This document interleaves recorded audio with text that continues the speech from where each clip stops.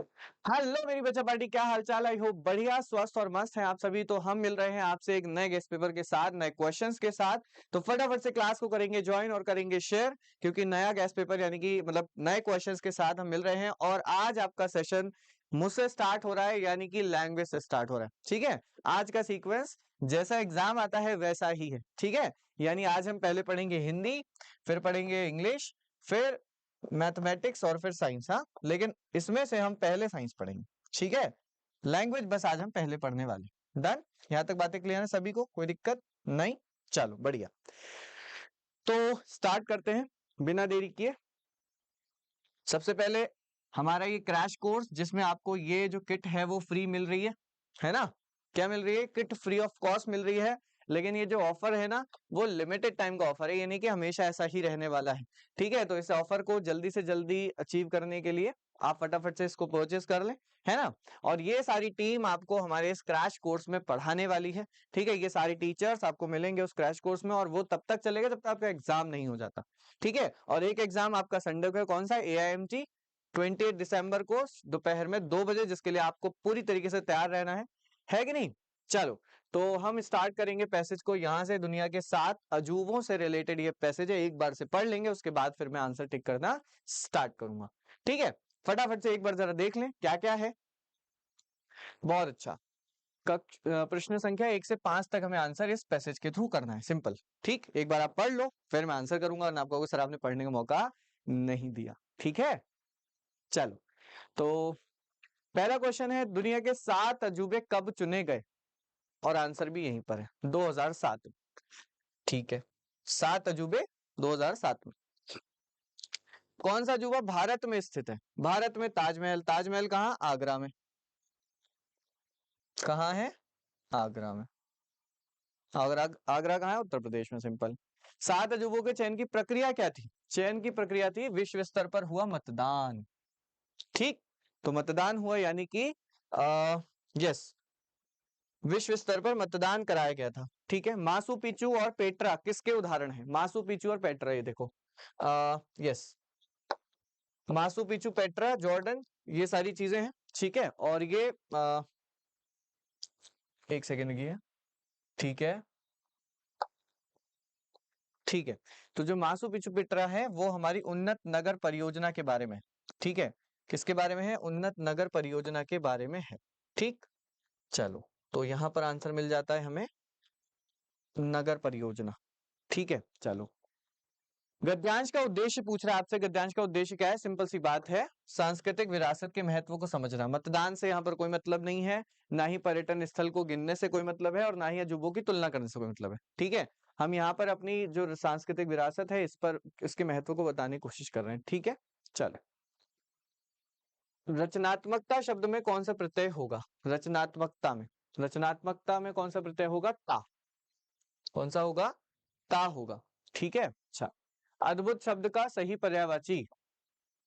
अद्भुत सेशन में अद्भुत शब्द आ गया है आज। ठीक है, चलो, तो अद्भुत बालक आंसर कर दोगे इसका? बिल्कुल सर कर देंगे। विलक्षण। कैसा? विलक्षण। अद्भुत क्वेश्चन, अद्भुत शब्द के साथ।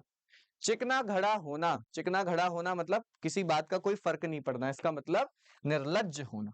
क्या होना? निर्लज्ज। ठीक। मूक का विलोम शब्द क्या होगा? मूक माने शांत, तो वाचल।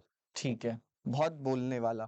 ठीक है, और ये हमारा क्लास 9-10 का वेदा एकेडमी का एक और यूट्यूब चैनल, ठीक है, जिस पर हम क्या करते हैं, हमारा जो एकेडमिक्स है ना उसको कंप्लीट करते हैं। सारी लाइव क्लास चलती हैं, फ्री ऑफ कॉस्ट चलती हैं।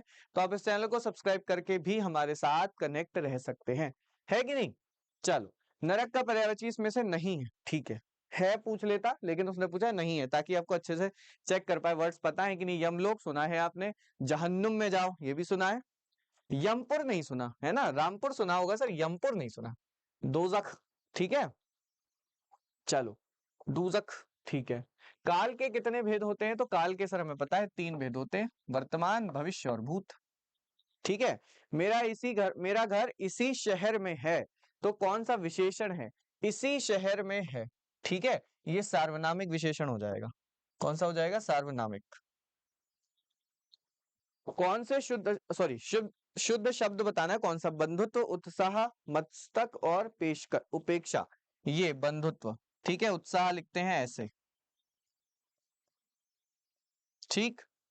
मस्तक कैसे लिखते हैं, मस्तक में आधा सा हो जाता है, ठीक। और क्या रह गया, उपेक्षा, इसमें क्षत्रिय वाला शा बनता है, बाकी तो सही लिखा हुआ है, ठीक। चलो, ये स्मारक प्रसिद्ध है, इसमें ये क्या है, ये सब क्या है, सर्वनाम, ठीक। सर्वनाम टिक करते हैं।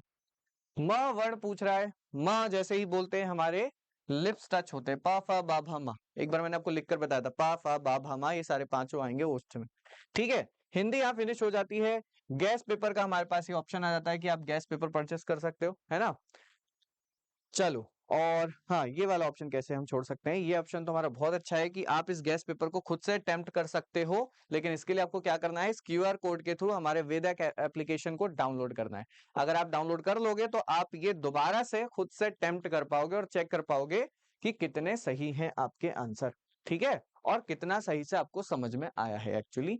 पैसेज हमारे सामने ये रहा, 16 to 18 का पैसेज है, एक बार जरा पढ़ लेंगे और फिर मैं आंसर करूंगा, ठीक है। ये अनसीन पैसेज है, फिर क्लॉज टेस्ट, आपको पता है उसका सीक्वेंस, ठीक है।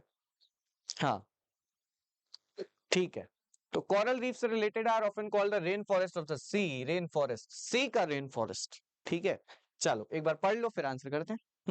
अच्छा, इसमें क्या है, इसमें तीन ही क्वेश्चन लगभग आपके पीवाईक्यूज के अकॉर्डिंग, तीन ही क्वेश्चन इंग्लिश में से पूछे जाते हैं, बाकी हिंदी में 5 पूछे जाते हैं ना। चलो, तो आंसर करें क्या, why are coral reefs are called rain forest of the sea, because they support an incredible diversity of marine life, ठीक है, ये रहा B. What build coral reef, coral reef का ये लिखा है, कॉल्ड कोरल पॉलिप्स, ये रहा, जो बनाते हैं उसको ना, बिल्ट बाय टाइनी एनिमल्स, छोटे छोटे एनिमल्स के थ्रू बनता है, जिसे हम बोलते हैं कोरल पॉलिप्स, ठीक है। What is threatening coral reefs, coral reefs को नुकसान कौन पहुंचा रहा है, तो सिंपल सी बात है, ओशन का जो टेम्परेचर बढ़ रहा है, इस तरीके इसकी वजह से उसकी जो लाइफ, उसकी जो मरीन लाइफ है वो खराब हो रही है, ठीक है। और मोस्ट इंपॉर्टेंट यहाँ पे पोल्यूशन, पोल्यूशन की वजह से हर चीज खराब होती ही होती है ना, चाहे वो किसी भी स्तर का जीवन हो, चाहे जल स्तर का हो, चाहे थल स्तर का हो, चाहे वायु स्तर का हो, ठीक है। पोल्यूशन जो होता है ना, बस चीजों को खराब ही करता है, ठीक है। चलो, कोई बात नहीं, क्लॉज टेस्ट पर चलते हैं, आज क्लॉज टेस्ट पहले ही आ गया है हमारे पास, ये रहा क्लॉज टेस्ट, एक बार पढ़ लो फिर आंसर करेंगे। और क्लॉज टेस्ट हमारा बहुत अच्छा है, आर्टिफिशियल इंटेलिजेंस से रिलेटेड, एआई से रिलेटेड, जिसका यूज आजकल बहुत बड़े लेवल पर बढ़ चुका है ना। ठीक है, हम अपनी स्टडी में और बहुत सारी चीजों में, बहुत सारे आंसर्स के लिए, बहुत सारे कामों के लिए एआई का यूज करने लग गए हैं, राइट।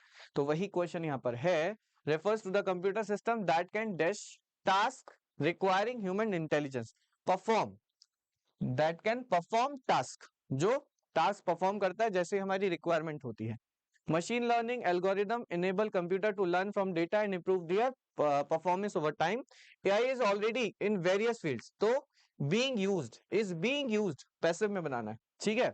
अच्छा, while AI offers tremendous benefit, it also ethical question raises, कि मतलब कि एथिकली चीजें कितनी ठीक है, बहुत सारे क्वेश्चंस को भी उठाता है ना। Society must carefully dash how to develop, consider how to develop, use AI responsibly. चलो, फिर से वो क्वेश्चन जो टेस्ट करेंगे आपको रूल्स कितने अच्छे से याद है, यानी कि एक पैसिव और एक डायरेक्ट इनडायरेक्ट से रिलेटेड क्वेश्चन, ठीक है। चलो, एक बार पढ़ लो फिर मैं आंसर करूंगा, ठीक है। और वापस से वही टेंस और वही हेल्पिंग वर्ब्स की हेल्प से हम कर लेंगे इसको सॉल्व, जैसे अब तक हम करते चले आ रहे हैं, ठीक है। जिस बच्चों ने मेरे साथ वो चीजों को सीखा है ना, वो अब तक टिक करना सीख भी गए होंगे, ठीक है। स्टार्टिंग से मैं ही आपको इस पर पढ़ा रहा हूं, और मैं स्टार्टिंग से उसी अप्रोच के थ्रू पढ़ा रहा हूं, मैंने कुछ नई चीज को स्टार्ट नहीं किया, कुछ नया नहीं बताया, हमेशा उसी अप्रोच के थ्रू बताता चला रहा हूं।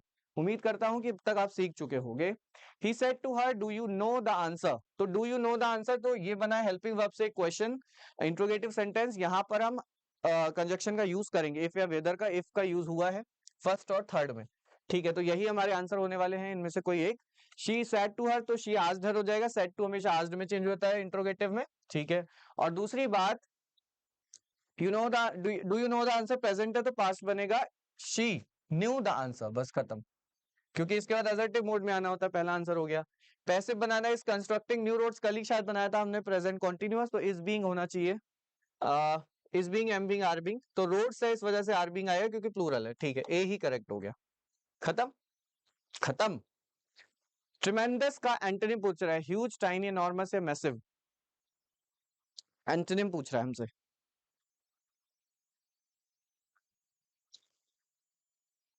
ह्यूज, इनॉर्मस, मैसिव, ये तीनों के तीनों इसके सिनोनिम है, सेम मीनिंग दे रहे हैं। टाइनी, छोटे छोटे, ठीक है। वाइटल, वाइटल का अनइंपॉर्टेंट, अननेसेसरी और ऑप्शनल, ये सारे के सारे इसके एंटोनिम है, सेम मीनिंग नहीं दे रहे, सेम मीनिंग एक ही दे रहा है, वो है क्रिटिकल। क्या दे रहा है? क्रिटिकल। एलिमिनेशन मेथड लगाना सीख जाओ वरना बहुत सारे याद करने पड़ेंगे तुम्हें। ये antonym synonym, this fabric is than, than आ गया सर, हम सीधे कंपैरेटिव लगाएंगे, सॉफ्टर देन। और she is singer, she is the आ गया, द, ठीक है, द आ गया सर, तो हम लगाएंगे सुपरलेटिव। क्या लगाएंगे? सुपरलेटिव। तो हमारे पास ये रही, most talented singer in the competition या in the class whatever. Okay, he solve the problem dash than his peers, ठीक है। फिर देन आ गया, फिर से हम कंपेरेटिव लगाएंगे, मोर एफिशिएंटली, ठीक है। और person who lives alone and avoid others, जो अकेला रहना पसंद करता है ना, रिक्लूज, सोसाइटल, एक्सट्रोवर्ट, कंपेनियन, तो ये सारे के सारे इसके अपोजिट ही हैं एक तरीके से, क्योंकि कंपेनियन का मतलब साथ ही हो गया, एक्सट्रोवर्ट मतलब जो अपनी बातों को दूसरों के साथ शेयर करना पसंद करता है ना, सोसाइटल जो सोसाइटी के बीच में रहना पसंद करता है, लाइक दैट। तो एक ही है जो अलग है आंसर, रिक्लूज, तो यही इसका आंसर हो गया 30 का एक। ठीक है, मजा आया? तो यहां तक खत्म होते हैं लैंग्वेज के सारे 30 क्वेश्चंस, हिंदी और इंग्लिश दोनों मिला करके। इस अद्भुत क्वेश्चंस को हमने खत्म किया है, और आज तो एक वर्ड भी आता है अद्भुत, है ना, तो आज तो बड़ा अच्छा कोइंसिडेंस हो गया। तो फिलहाल अब बारी है आपके साइंस की, ठीक है, तो अब मैं बुलाऊंगा गौरी मैम को और वो कराएंगे आपको साइंस, ठीक है, चलो। हेलो बच्चा पार्टी, क्या हाल चाल है आप लोग के? Very good evening to all the students. हो गया लैंग्वेज का पोर्शन? तो चलिए अब स्टार्ट करते हैं अपने coolest subject that is general science के साथ, ठीक है बच्चों? तो स्टार्ट करते हैं। तो बच्चों आप लोग क्रैश कोर्स को ज्वाइन कर सकते हो और अपनी प्रिपरेशन को बूस्ट कर सकते हो, बिकॉज अब क्या रह गया है, बहुत ही कम दिन रह गए हैं 2026 आने में, और सिर्फ एक ही महीना रह गया है आपके एग्जामिनेशन में। तो फटाफट से क्रैश कोर्स को परचेज कर लीजिए। साथ ही साथ में बच्चों, ऑल इंडिया मॉक टेस्ट होने वाला है, कब? संडे को 28 दिसंबर 2 बजे। तो बच्चों याद रखिएगा और ऑल इंडिया मॉक टेस्ट को जरूर दीजिएगा, बिकॉज ये आपकी रैंक को एनालाइज करने के लिए है। साथ ही साथ में टॉप 3 रैंकर्स को मिलने वाले हैं 10 set of guest paper, model papers, जो कि आपके लिए बहुत ज्यादा इंपॉर्टेंट होंगे। तो चलिए स्टार्ट करते हैं अपने क्वेश्चंस के साथ। क्वेश्चन नंबर 66 का आंसर हर एक बच्चे को कमेंट सेक्शन में जरूर देना है, और तभी पता चलेगा कि कौन बच्चा कितना धुरंधर है ना? तो बताओ बच्चों, कौन सी है rabi crop? Which of the following is a rabi फसल? राबी की फसल भाई हमको सबको पता है कि विंटर में ग्रो करने वाली जितनी भी क्रॉप्स होती हैं उन सबको हम क्या बोलते हैं? रबी की फसल बोलते हैं। तो बताइए क्या होना चाहिए इसका एग्जाम्पल? कॉटन, ग्राउंडनट, मस्टर्ड या फिर पैडी? कपास, मूंगफली, सरसों या फिर धान? तो बच्चों ऑब्वियसली बात है ना कि पैडी तो बिल्कुल ही नहीं होगा, बिकॉज ये खरीफ की फसल है, इसको सबसे ज्यादा पानी की आवश्यकता है। तो बताइए क्या होगा इसका एग्जाम्पल? कपास होगा, मूंगफली होगा, क्या होगा बच्चों बताओ? हाँ बताइए बच्चों, क्या होना चाहिए इसका आंसर? राबी क्रॉप जो कि विंटर में ग्रो करती है, क्या होगा इसका सिंपल सा आंसर? इसका सिंपल सा आंसर हो जाएगा बच्चों मस्टर्ड, यानी कि सरसों, जो कि एक रबी फसल है, ठीक है। 67 की बात करते हैं। द प्रैक्टिस ऑफ ग्रोइंग 2 और more crop simultaneously on the same field is known as. एक ही खेत में एक साथ 2 या 2 से अधिक अगर हम क्रॉप उगा रहे हैं अपनी सेम फील्ड पर, मतलब क्या बोला जा रहा है, फील्ड एक ही है लेकिन क्रॉप जो है वो बहुत सारी है, 1, 2 और मोर क्रॉप्स हैं, तो उनको हम क्या बोलेंगे? फटाफट से बताइएगा। Crop rotation, mix cropping, inter cropping या फिर मल्टीपल क्रॉपिंग? क्या होना चाहिए इसका सिंपल सा आंसर? कमेंट सेक्शन में सबको जवाब देना है। तो सिंपल सा आंसर इसका हो जाएगा बच्चों बी, यानी कि मिश्रित खेती, जिसमें हम 2-3 क्रॉप्स को मिक्स कर रहे हैं, मिक्सचर बना रहे हैं, ठीक है। आगे बात करते हैं क्वेश्चन नंबर 68 की। Weeds can be controlled by using, खरपतवारों को नियंत्रित किया जा सकता है। बिल्कुल किया जा सकता है भाई, कोई ऐसी चीज है जिसको नियंत्रित नहीं कर सकते? कर सकते हैं हर चीज को। तो फटाफट से बताओ कौन सी ऐसी चीजें हैं जिनसे हम वीड्स को कंट्रोल कर सकते हैं, ठीक है। तो वीडीसाइड से भी कर सकते हैं, एग्जाम्पल इसका क्या है बच्चों? 2,4-D। मैनुअल रिमूवल कर सकते हैं, प्रॉपर सीड बेड प्रिपरेशन की वजह से भी। तो ऑल ऑफ दीज जो है वो बिल्कुल सही जवाब हो जाएगा, ठीक है। 69, pasteurization is a process used to preserve. देखो बच्चों, इसको किसने करा था? लुइस पास्चर ने इसको क्या करा था बच्चे? लुइस पास्चर ने इस टेक्निक को लाए थे दुनिया में, ठीक है। पेस्चराइजेशन बेसिकली प्रिजर्व किसको करता है? पास्चुरीकरण प्रक्रिया है जिस का उपयोग संरक्षण के लिए किया जाता है? किस चीज का संरक्षण करते हैं? वेजिटेबल्स का, मिल्क का, ग्रेन्स का, फ्रूट्स का, सब्जियां, दूध, अनाज या फिर फल? फटाफट से कमेंट सेक्शन में आंसर करना है, बहुत आसान सा क्वेश्चन है। इसमें हम प्रिजर्व करते हैं बच्चों मिल्क को, तो सिंपल आंसर हो जाएगा बी यानी कि दूध। चलिए आगे बढ़ते हैं। Which disease is caused by a protozoa? कौन सा रोग प्रोटोजोआ द्वारा होता है? मैंने आपको बताया ना कि ये टेबल याद कर लो, कौन सी डिजीज कौन से माइक्रो ऑर्गेनिज्म से होती है, हर बार इससे क्वेश्चन आया है, तो इसलिए आपको ये याद करना है, ठीक है। ट्यूबरक्लोसिस होता है हमारा बैक्टीरिया से, टाइफाइड होता है हमारा बैक्टीरिया से, चिकन पॉक्स होता है हमारा वायरस से, मलेरिया सही आंसर होगा, मलेरिया होता है बच्चों प्रोटोजोआ से। और अगर मैं कैरियर की बात करती हूँ ना, तो कैरियर कौन है मलेरिया का? वो है बच्चों हमारी एनोफिलीज मॉस्किटो। ये भी आपको याद रखना है, और ये फीमेल है, मेल नहीं है, फीमेल है, क्योंकि उड़ती उड़ती खबर फीमेल्स के थ्रू जल्दी पहुंचती है, ठीक है, इसलिए क्या हो जाएगा, ये है फीमेल। क्लियर हो गया? चलिए आगे बात करते हैं 71 की। वैक्सीन प्रोवाइड इम्यूनिटी बाय, टीके प्रतिरक्षा प्रदान करते हैं कैसे? आप सबको पता है कि हम लोग वैक्सीन क्यों लगवाते हैं? ताकि हमको क्या मिले, प्रोटेक्शन मिले, किससे? डिजीजेस से, जो कि हमारे बॉडी को खराब कर रही हैं। किस तरीके से प्रोटेक्शन प्रोवाइड होगा?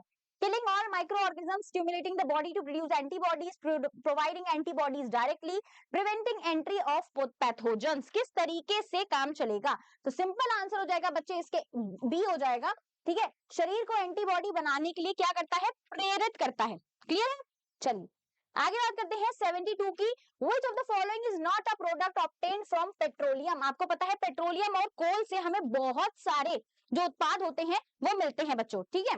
बताइए बच्चों क्या होना चाहिए इसका आंसर? तो बच्चों पेट्रोलियम से हमें बहुत सारे प्रोडक्ट्स मिलते हैं, कौन सा नहीं मिलता है ये आपको बताना है। तो सिंपल सी बात है, केरोसिन मिलता है, पैराफिन वैक्स मिलता है, डीजल मिलता है, लेकिन कोलतार जो है वो किससे ऑब्टेन होता है? कोल से ऑब्टेन होता है। तो यहाँ पर हमारा सिंपल सा आंसर हो जाएगा सी, कोलतार, ठीक है। 73 की बात करते हैं। The middle zone of a candle flame is, मोमबत्ती के लौ का जो मध्य क्षेत्र होता है वो कैसा होता है? भाई तुम लोग को ना ये रट गए होंगे क्वेश्चन, रट गए होंगे कि भैया मैम, लेकिन ओवर कॉन्फिडेंस नहीं करने का बच्चों, ओवर कॉन्फिडेंस करोगे तो गलत हो जाएगा आंसर, ठीक है। तो सिंपल सी बात है, यहाँ बना लो एक फ्लेम, और ये है हमारा आउटर रीजन, ये है हमारा मिडिल पोर्शन।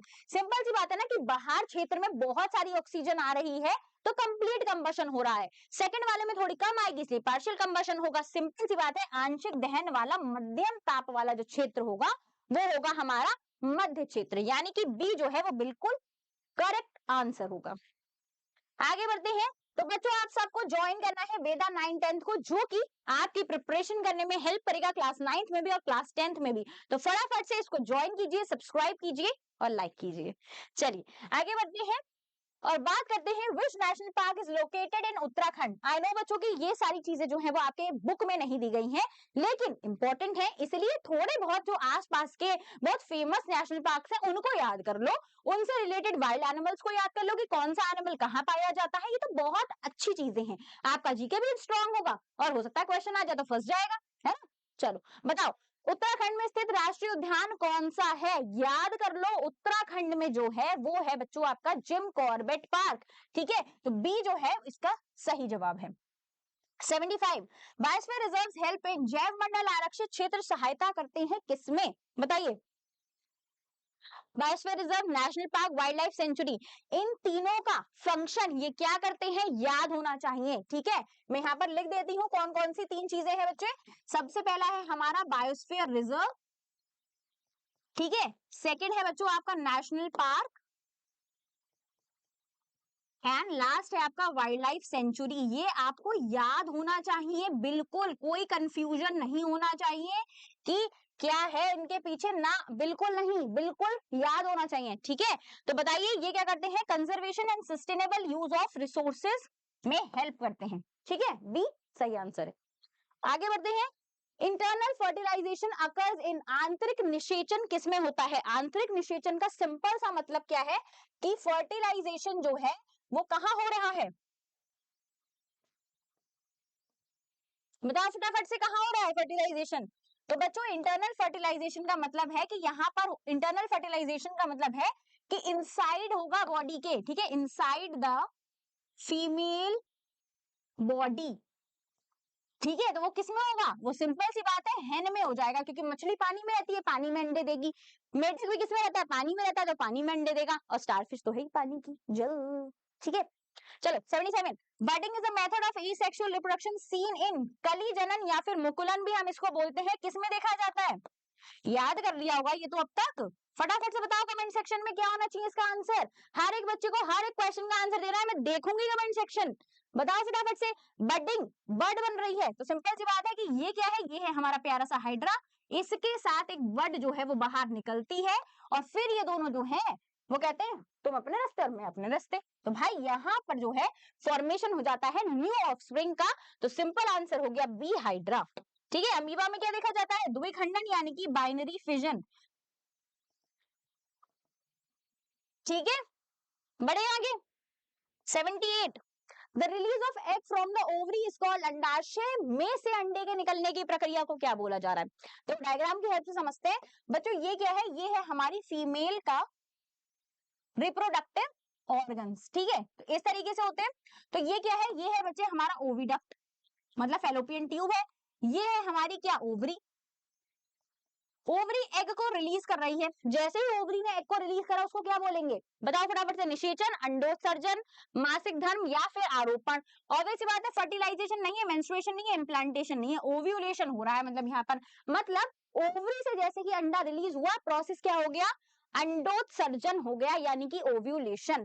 क्लियर, चलिए 79, which gland controls the secretion of hormones from the other glands, ऐसी कौन सी ग्रंथि है भाई जो हार्मोन के स्राव को नियंत्रित करती है सारी, मतलब मैं मास्टर हूं, तुम कुछ नहीं करोगे, मैं करूंगा जो करूंगा। बताओ, थायराइड, एड्रिनल, पिट्यूटरी या फिर पैनक्रियास, थायराइड, एड्रिनल, पेशिका या फिर अग्नाशय, सबका, सारी ग्लैंड्स का जो फंक्शन है, मैं यहाँ पर फिर से लिख रही हूँ। ठीक है, जितनी भी ग्लैंड्स हैं हमारी, उनके जितने भी फंक्शंस हैं, फंक्शंस ऑफ ग्लैंड्स, बहुत इंपॉर्टेंट है, बहुत ज्यादा इंपॉर्टेंट है, याद करके रख लो। ठीक है, तो यहां पर सिंपल आंसर हो जाएगा pituitary gland, because it is called the master gland.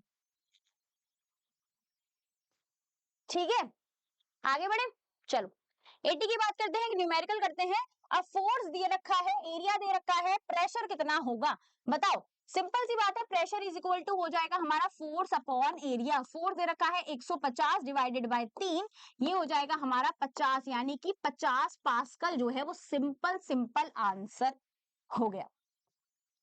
बहुत प्रैक्टिस कर लेना, अगर एक भी क्वेश्चन फोर्स एंड प्रेशर से आता है तो इसी टाइप का आएगा, अदरवाइज कोई नहीं आ सकता। आपको प्रैक्टिस करनी है ताकि आप मैथमेटिक्स में कैलकुलेशन की गलती बिल्कुल भी ना करें और ना ही इस वाले क्वेश्चन में करें।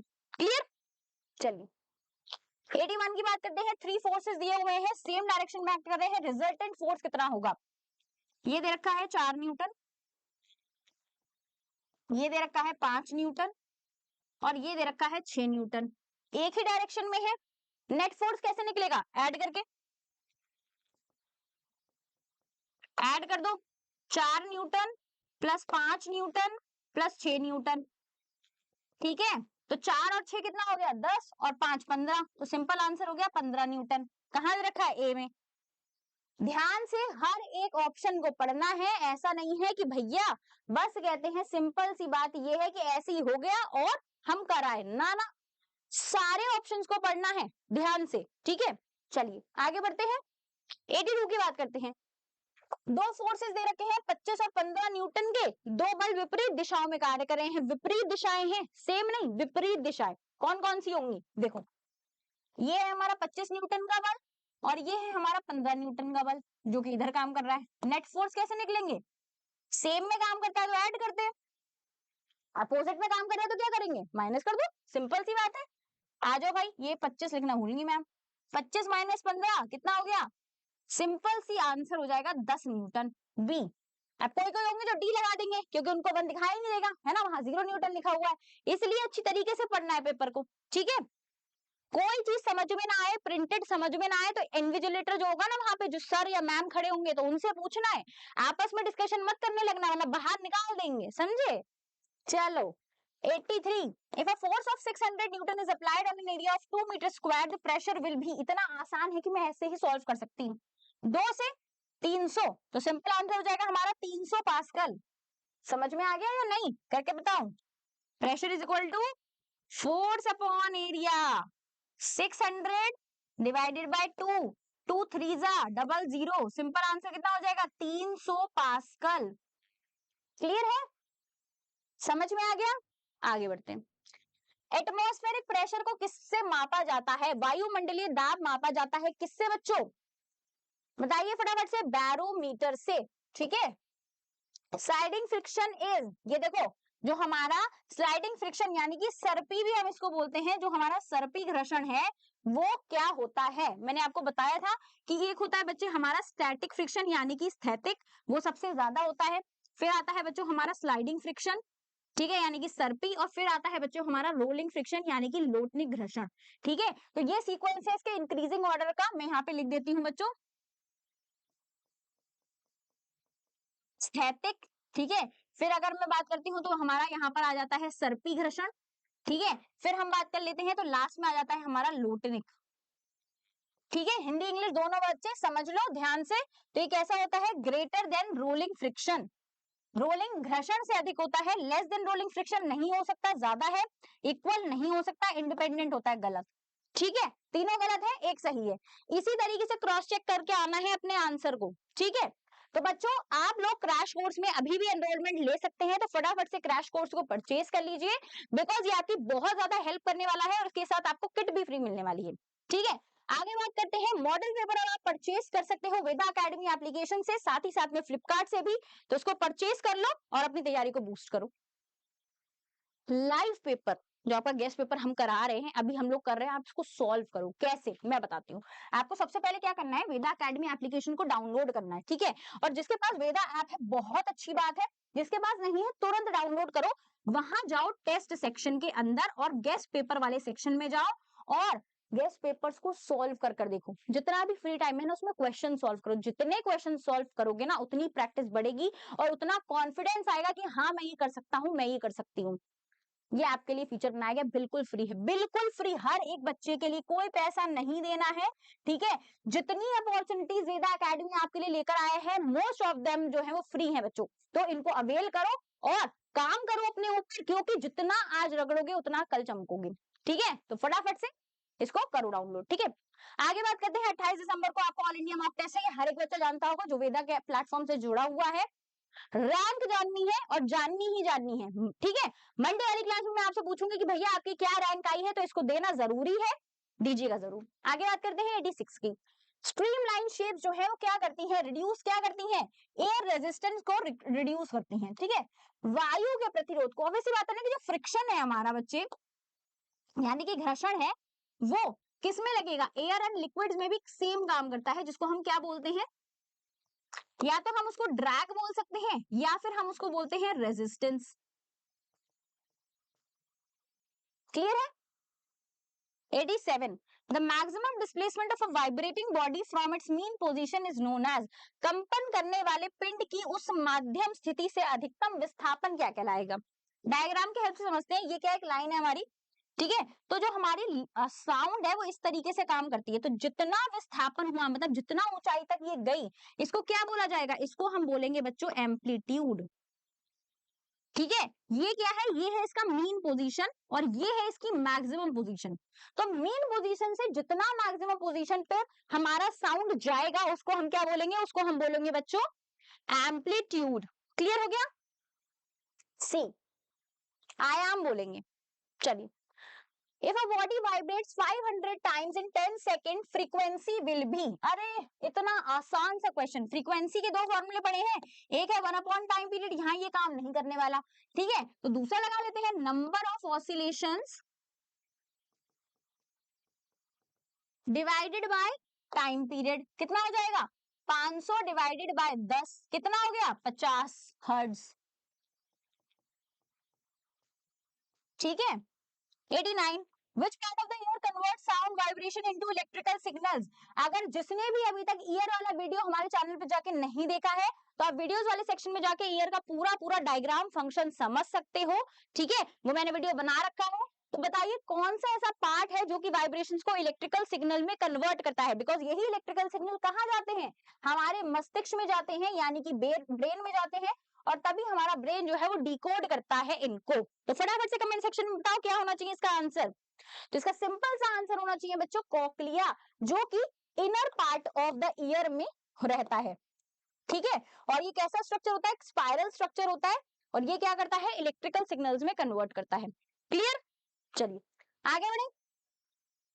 To reduce noise pollution we should, ध्वनि प्रदूषण को कम करने के लिए हमें क्या करना चाहिए, कम चीखना चाहिए, घर में चीखते रहते होगे तुम लोग, ठीक है। खूब सारे बहुत लाउड स्पीकर नहीं बजाने चाहिए, ट्रीज को प्लांट करना चाहिए, साइलेंसर्स का यूज करना चाहिए। अब देख लेते हैं इसमें क्या क्या है। हाई वॉल्यूम पे स्पीकर यूज करो, अरे गलत मैम, ठीक है। मोर व्हीकल यूज करनी चाहिए, गलत, ये भी गलत। तो सिंपल है कि ट्रीज को अलोंग साइड ऑफ रोड में इस्तेमाल करना चाहिए, बिकॉज ये अब्सॉर्ब करते हैं साउंड को। क्या करते हैं, जो बच्चों हमारे पेड़ पौधे हैं, जो प्लांट्स हैं बच्चों, वो क्या करेंगे, अब्सॉर्ब करेंगे, किसको बच्चों, साउंड को अब्सॉर्ब करेंगे। क्लियर हो गया, समझ में आ गया। चलिए 91, chromium plating is done on an objects to, chromium की जो प्लेटिंग है वो वस्तुओं पर क्यों की जाती है। आपने देखा होगा कि हमारे घर की जो टंकियां होती हैं, बाथरूम में टैप्स हैं, साइकिल है, उन सबको किस चीज से कहते हैं प्लेट किया जाता है, उन सब चीजों को प्लेट किया जाता है बच्चों क्रोमियम से, क्योंकि क्रोमियम अपीयरेंस कैसा देता है, एकदम चमकदार देता है, एकदम बढ़िया लाइटिंग लाइटिंग कर देता है, चमचम चमचम, ठीक है। और कोरोजन से भी प्रिवेंट करता है, मेक देम शाइनी, और जंग से उनको बचाने के लिए इसलिए हम क्या करते हैं, क्रोमियम प्लेटिंग करते हैं। क्लियर है, चलिए। The electrodes used in electrolysis should be made of, जो विद्युत अपघटन में प्रयुक्त इलेक्ट्रोड होने चाहिए वो कौन से होने चाहिए। इलेक्ट्रोड बताती हूँ क्या होते हैं, बाल्टी, जो भी बच्चे मुझसे आरएम बैच में क्रैश कोर्स में पढ़ते हैं उनको पता होगा, ये बाल्टी इसमें सर्फ एक्सल घोला गया, यानी कि कॉपर सल्फेट का एक सॉल्ट घोला गया है। इसी की तरह मैंने कहानी सुनाई थी एक, ठीक है। यहाँ पर ये लगे होते हैं बच्चे हमारे इलेक्ट्रोड्स, ठीक है। अब यहाँ पर हो रही है एक रासायनिक प्रक्रिया, मतलब केमिकल रिएक्शन हो रहा है। तो अब हमारे जो इलेक्ट्रोड्स है ना वो उसमें पार्टिसिपेट ना करें, तो ये कैसा होना चाहिए, नॉन रिएक्टिव होना चाहिए। सबसे पहली चीज है कि ऐसा नहीं कि बहुत ज्यादा रिएक्टिव मेटल का हो और ये रिएक्ट कर जाए हमारी केमिकल इक्वेशन से, रिएक्शन से, और खराब कर दे पूरे प्रोसेस को ना। तो सिंपल सी बात है कि non reactive material like graphite का बना हुआ होना चाहिए। क्लियर हो गया। 93, an electroscope is used to, electroscope का मदद से हम क्या यूज करते हैं, बताओ फटाफट से। माइक्रोस्कोप नहीं, इलेक्ट्रोस्कोप है। तो हम डिटेक्ट करते हैं इलेक्ट्रिक चार्ज को, विद्युत आवेश का पता लगाने के लिए हम क्या करते हैं बच्चों, इलेक्ट्रोस्कोप का यूज करते हैं। समझ में आ रहा है, किसी को कोई दिक्कत परेशानी तो नहीं है। चलिए आगे बात करें, अनलाइक चार्जेस, आ जाओ, विपरीत आवेश, positive positive, negative negative, positive negative. Like charges क्या करेंगे, रिपेल, दूर भागेंगे एक दूसरे से, है ना। अपोजिट अट्रैक्ट करेंगे, सिंपल सा फॉर्मूला याद रखने का, ठीक है। बताओ, अनलाइक क्या करेंगे, अट्रैक्ट करेंगे मैम, बी हो जाएगा। 97 95, transfer of charge can occur by, आवेश का स्थानांतरण कैसे हो सकता है। मुझे चार्ज देना तुमको, ठीक है, मेरी बॉडी में जितनी भी नॉलेज है, मेरे मस्तिष्क में जितनी भी नॉलेज है, मैं वो तुम्हें दे रही हूँ पढ़ाकर।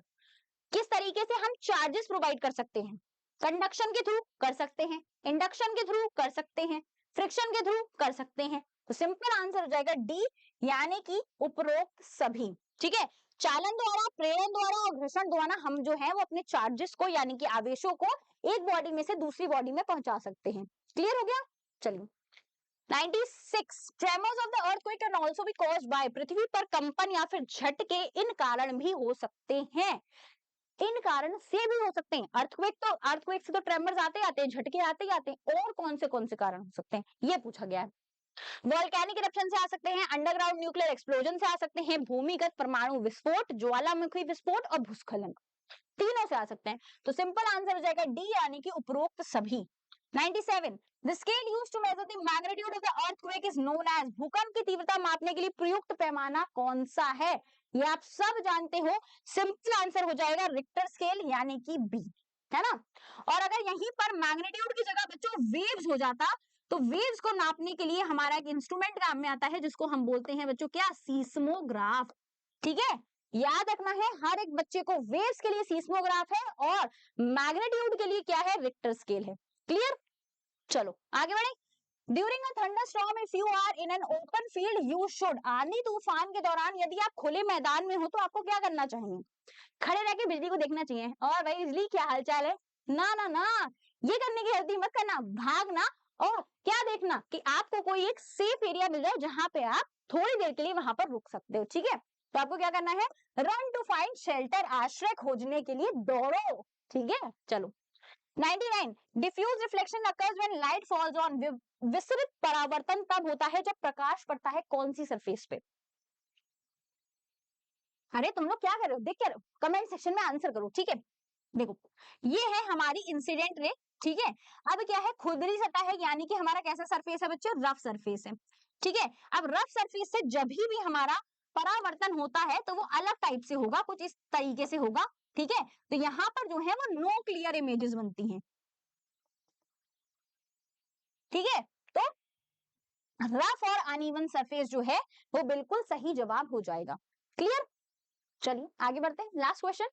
According to the second law of reflection, परावर्तन के द्वितीय नियम के अनुसार आपतित किरण, परावर्तित किरण और अभिलंब सभी कहां पर लाई करते हैं। इतना क्वेश्चन, इतना टफ। आओ, इंसिडेंट जो कि 90 डिग्री का बनाएगी, सॉरी नॉर्मल है ना, अभिलंब, ठीक है। दूसरी ये आ गई incident ray, angle of reflect incidence बनाएगी। ये है रिफ्लेक्टेड रे, आर बोलते हैं जिसको, आई एंगल ऑफ रिफ्लेक्शन बनाएगी। तीनों की तीनों एक ही प्लेन में लाई करती हैं, ये हमारा सेकंड लॉ कहता है कि सेम प्लेन में लाई करती हैं, यानी कि समतल में ही लाई करेंगी, क्लियर है। तो बच्चों ये थे आपके 35 क्वेश्चंस और ये था हमारा day 12 of top 50 guest papers. I hope आपको मजा आया होगा, क्लास में मजेदार एक्टिविटीज हमने करी है और हर एक बच्चे को कमेंट सेक्शन में हर एक क्वेश्चन का आंसर देना है, तो जरूर दीजिएगा और लाइक करिए क्योंकि आपको ये वीडियो जरूर पसंद आएगी। तो चलो बच्चों, अब आप लोग मैथमेटिक्स का पोर्शन करना, हम लोग मिलेंगे नेक्स्ट गेस्ट पेपर में नेक्स्ट क्लास में, तब तक के लिए be safe and be healthy, bye बच्चों। हाँ जी बच्चा पार्टी, क्या हाल चाल, कैसे हैं सभी लोग, कैसी चल रही है आप लोगों की तैयारी, बताइए कैसी चल रही है सभी की तैयारी। पेपर आने वाले हैं अब नजदीक बिल्कुल, और दिसंबर का महीना खत्म होने वाला है, केवल एक महीना आप लोगों के पास रहने वाला है, and that is of January. पूरी जनवरी आप लोगों के हाथ में है। जिस तरीके से आप मेहनत करेंगे, जिस तरीके से आप अपनी चीजों को अच्छी करने की कोशिश करेंगे, उसी तरीके से आपका जो रिजल्ट होगा वो भी बहुत बेहतर आने वाला है, ठीक है। ओके, तो चलिए मैं आपको बता देता हूँ कि भैया जो हमारा ये क्रैश कोर्स है, ये जो क्रैश कोर्स है जो 2499 रुपीज में है, 2499 रुपीज में ये क्रैश कोर्स आपको एक महीने में जेएनवी में सिलेक्शन लेने में पूरी मदद करेगा। जिसे कहते हैं ना पूरी, तो मतलब पूरी करेगा, ठीक है। और इस क्रैश कोर्स की खासियत क्या बच्चे, ये सारी की सारी चीजें इसके अंदर मिलेगी आपको। किट फ्री है, लाइव क्लासेस है, मॉक टेस्ट है, चैप्टर वाइज एएमटी है, ठीक है, AMT, premium notes, recorded classes, ये सारी की सारी चीजें, यानी कि लाइव क्लासेस और premium notes. Do you know premium, what is premium? हाँ, प्रीमियम जानते हो आप लोग, भैया प्रीमियम चीजें बहुत अच्छी होती हैं, बहुत अच्छी। तो यहाँ पर आपको प्रीमियम नोट्स मिलने वाले हैं, ठीक है। तो ऐसे नोट्स जो आपकी सिलेक्शन की जो जर्नी है ये जेएनवी की, अभी से लेकर आगे की 1-1.5 महीने तक की, उसमें आपको मदद करने वाले हैं, ठीक है। और ये सारे बेहतरीन टीचर्स आपके पास मिलने वाले हैं। और इसकी कोर्स की शुरुआत ऑलरेडी बच्चे 17 नवंबर को हो गई है, यानी 1 महीने से ऊपर इसको हो चुका है चलते चलते। और जो बच्चे इसके अंदर एनरोल हैं उन्हें पता है कि इसके कितने अच्छे और कितने मजे फायदा आ रहे हैं, ठीक है। इसका मीडियम इंग्लिश और हिंदी दोनों रहने वाला है। अगर आप इस कोर्स में एनरोल होना चाहते हैं तो इन नंबर्स पर आप कॉन्टेक्ट कर लीजिए, हमारी टीम आपको एनरोल करवा देगी, ठीक है। ओके ओके, और साथ में भाई हर संडे आपको पता है कि दोपहर की 2 बजे, हर संडे दोपहर की 2 बजे, हर संडे दोपहर की 2 बजे जो है वेदा एकेडमी जो है भाई ऑल इंडिया मॉक टेस्ट कराती है। क्या कराती है भाई? हर संडे दोपहर के 2 बजे वेदा एकेडमी की तरफ से ऑल इंडिया मॉक टेस्ट होता है। और ये जो मॉक टेस्ट है बच्चे, ये फ्री ऑफ कॉस्ट होता है। क्या होता है? फ्री, यानी कि 1 रुपया आपको नहीं देना। यानी कि 28 दिसंबर आपको दोपहर के 2 बजे आना है, हमारी एप्लीकेशन डाउनलोड करेंगे, इसको स्कैन कर वहां पर ऐसे लिखा आएगा ऑल इंडिया मॉक टेस्ट, नीचे लिखा होगा एनरोल नाउ, इस पर एनरोल नाउ पर दबाएंगे, 2 बजे का इंतजार करेंगे, जैसे ही 2 बजे का पेपर शुरू होगा आपको पेपर देना है। अगर आपकी रैंक बहुत अच्छी आती है, रैंक 1, रैंक 2, रैंक 3, तो आप लोगों को क्या भैया, रैंक 1, रैंक 2, रैंक 3 वालों को मॉडल पेपर्स मिलने वाले हैं। बोले क्लियर इतनी बातें? चले आगे चले। चलिए देखिए पहला फिगर देखिए क्या कह रहा है, कह रहा है द फॉलोइंग फिगर, कह रहा है अगर आप इस चित्र को देखें, इस चित्र को देखें, कह रहा है एल पैरेलल एम है, ये रही एल और ये एम, ये दोनों पैरेलल है, ये दोनों पैरेलल है। कह रहा है एंगल बी एडी 78 डिग्री है। देखो मैं इसको बना देता हूँ, इस तरीके से है ये कुछ, ये एल है, ये एम है, और यहाँ पर भैया ये बी एडी ऐसे है ना कुछ, ये बी है, ये ए है, ठीक है जी, और यहाँ डी है। कह रहा भैया जो BAD है ये 78 डिग्री है, 78 डिग्री है। कह रहा एक्स की वैल्यू बताइए, एक्स कहाँ है, ये है एक्स। यानी कि भैया ये वाला एंगल आपसे पूछ रहा है ये। एक बात बताओ, अगर ये वाला एंगल मिल जाए, ये वाला एंगल मिल जाए और ये दोनों पैरेलल है, एल और एम क्या है भैया, पैरेलल है, ये क्या है भैया, पैरेलल है।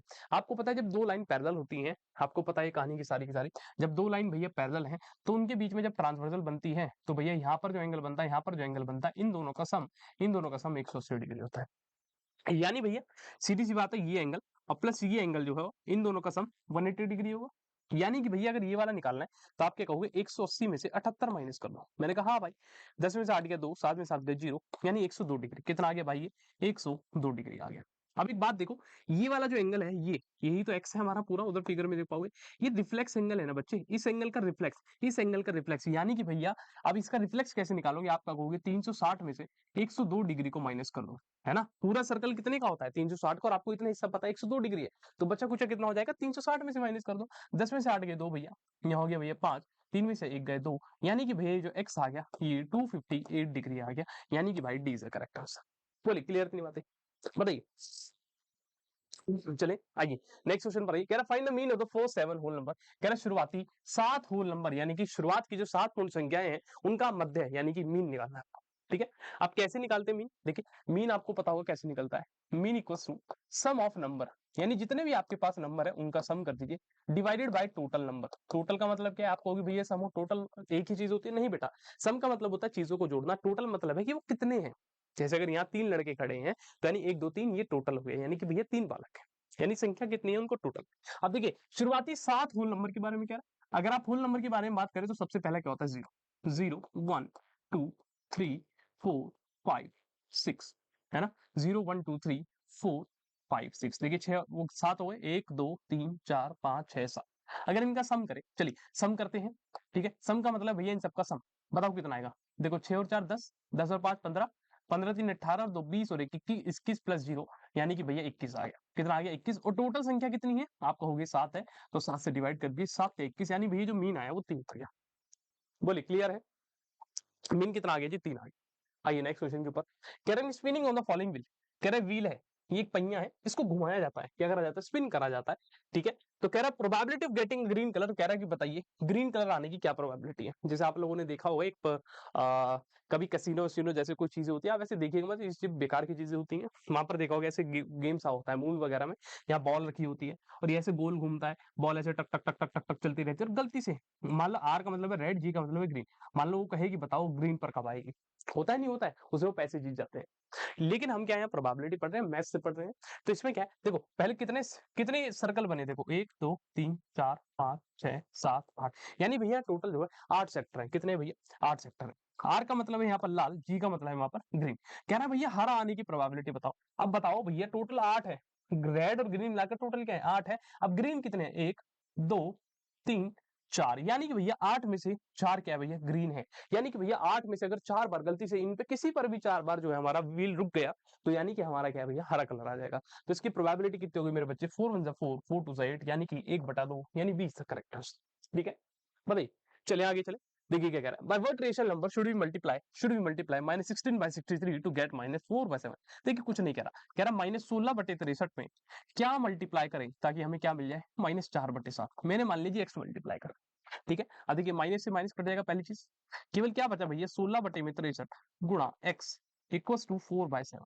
अब देखिए बेटा 4 1 जा 4, 4 4 जा 16, यहाँ हो गया 4, 7 1 जा 7, 7 9 जा 63, यहाँ बच गया भैया 4/9 इंटू एक्स इक्वल टू, यहाँ क्या बचा 1/1, यानी कि 1। आपको x निकालना है, तो यानी भैया नीचे की चीज ऊपर जाएगी, ऊपर की चीज नीचे जाएगी, तो भैया x जाएगा, ये 9 ऊपर जाएगा, 1 इंटू 9 कितना हो गया 9, और नीचे क्या आ जाएगा भैया 4, यानी कि भैया x की वैल्यू 9/4 होगी, यानी B is the correct answer. बोलिए क्लियर है, बताइए भाई क्लियर। आइए नेक्स्ट क्वेश्चन पर आइए। कह रहे हैं इसकी वैल्यू बताइए। अरे भाई बहुत इजी सा क्वेश्चन है, तो देखो अंडर रूट है, देखो यहाँ क्या है भैया 625 है, पता है 625 किसका स्क्वायर होता है, आपको होगी 25 का, मैंने लिख दिया 25। अब देखो डेसिमल की राइट साइड कितनी संख्या है, 1 2 3 4, कितनी है भैया 4, और ये क्या है भैया अंडर रूट है, यानी कि स्क्वायर रूट है, तो किससे डिवाइड करेंगे 2 से, कितना हो गया 2। अब पीछे से 2 गिनो, 1 2 खत्म, तो यहाँ डेसिमल लगाकर 0, यानी भैया इसका आंसर 0.25, यानी कि बी वाला सही होगा।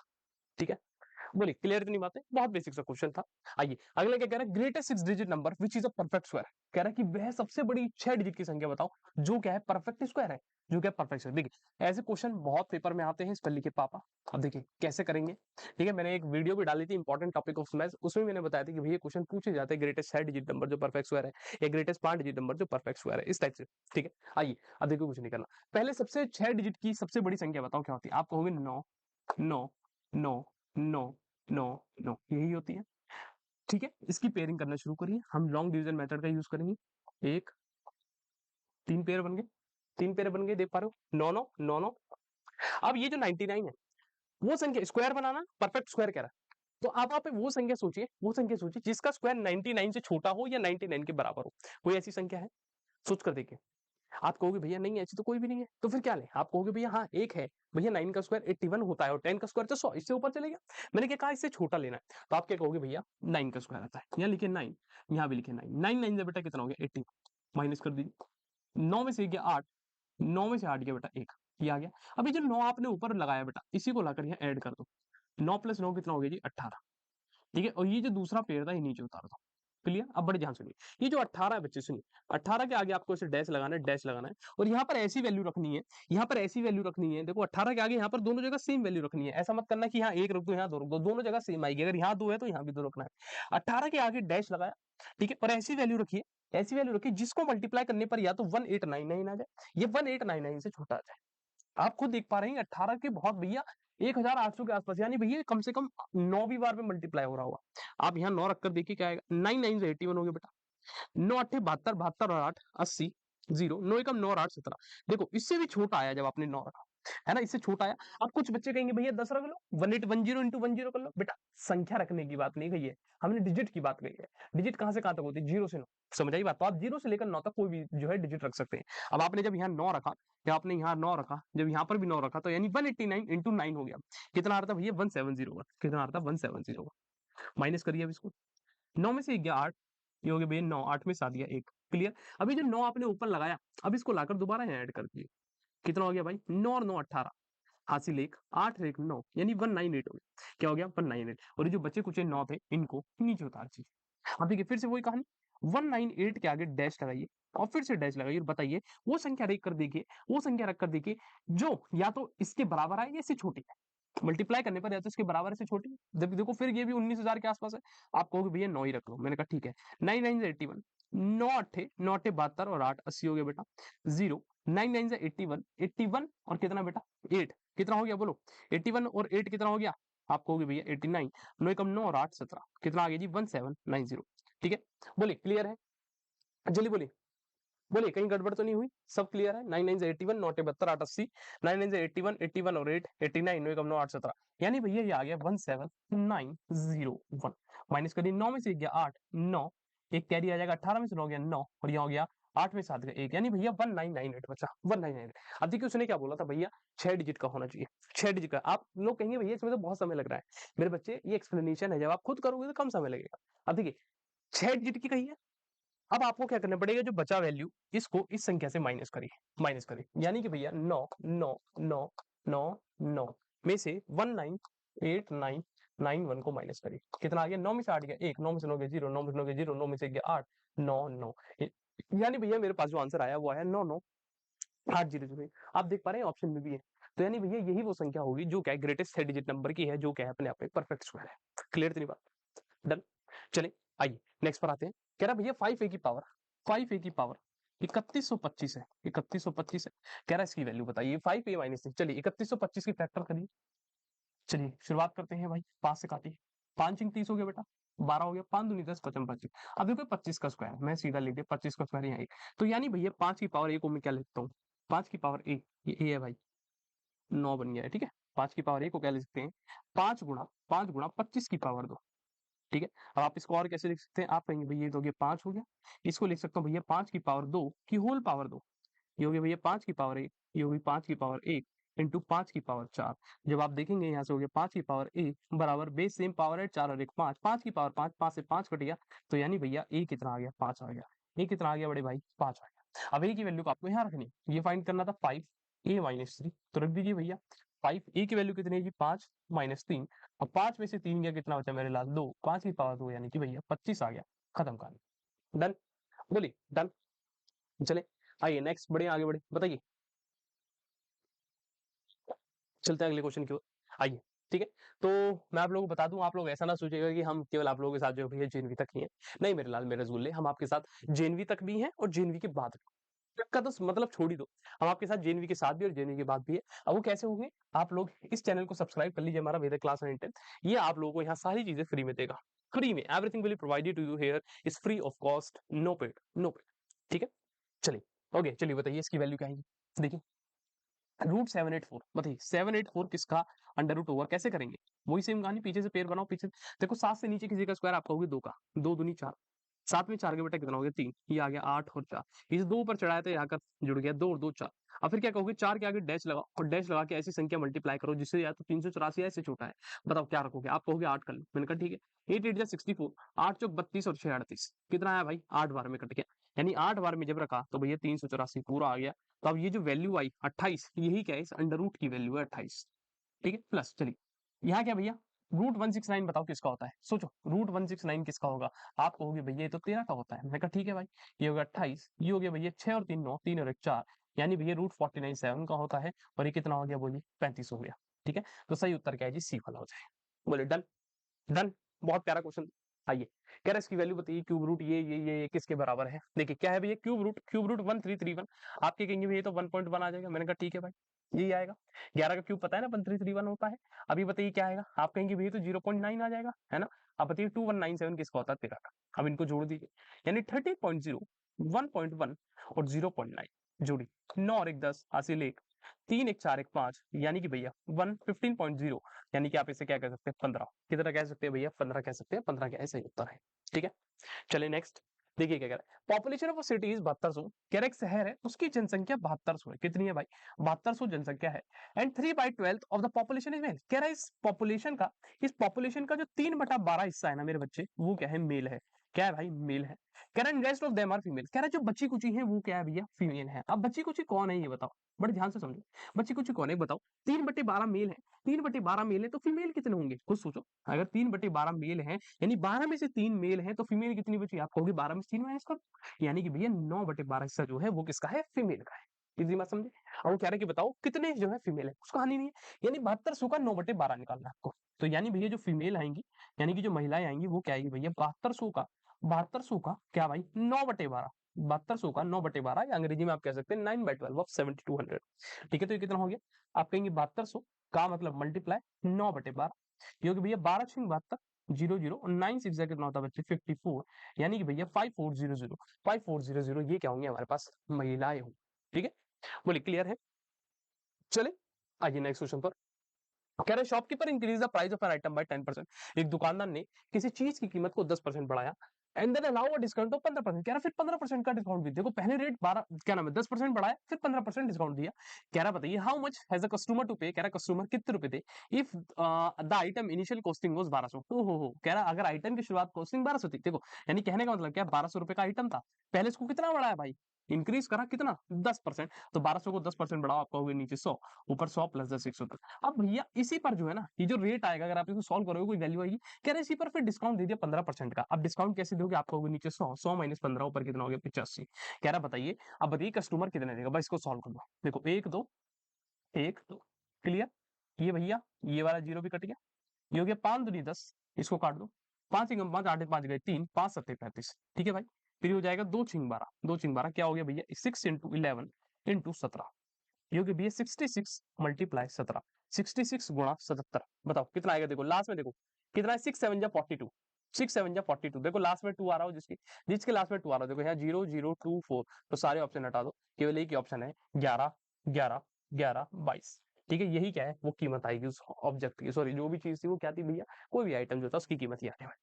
ठीक है, आइए नेक्स्ट क्वेश्चन पर आइए, कह रहा है ग्रोसर सेल 5 चॉकलेट फॉर ₹1, एक ग्रोसर ने 5 चॉकलेट बेची 1 रुपए की, बड़ी ध्यान समझो बेची है 5 चॉकलेट एक की, तो आप क्या कहेंगे भैया अगर सेलिंग प्राइस में निकालो एक चोको का, किसका एक चोको का एक चॉकलेट का सेलिंग प्राइस निकालो तो आप क्या कहेंगे भैया वो क्या आएगा रुपए 1/5, यही आएगा, बोलो यही आएगा। कह रहा है जो उसने बेची तो कितने का प्रॉफिट कमाया 4% का, देखो सेलिंग प्राइस ये है कह रहा है जब इतने पर बिकी है तो प्रॉफिट कमाया 4% का। तो कॉस्ट प्राइस कितना आएगा, आपको सोचो, कॉस्ट प्राइस अगर निकालूं मैं एक चॉकलेट का, तो आप क्या कहोगे भैया, वो आएगा भैया रुपए 1/5 इंटू कितने का प्रॉफिट कमाया मेरे भाई, 4%। सेलिंग प्राइस दे रखी है ना आपको, सेलिंग प्राइस से हम सीपी निकाल लें तो आप क्या कहेंगे भैया, वन क्या होगा, आप कहेंगे भैया नीचे 104, ऊपर क्या हो जाएगा 100, उल्टा हो जाएगा, बताओ यही होगा।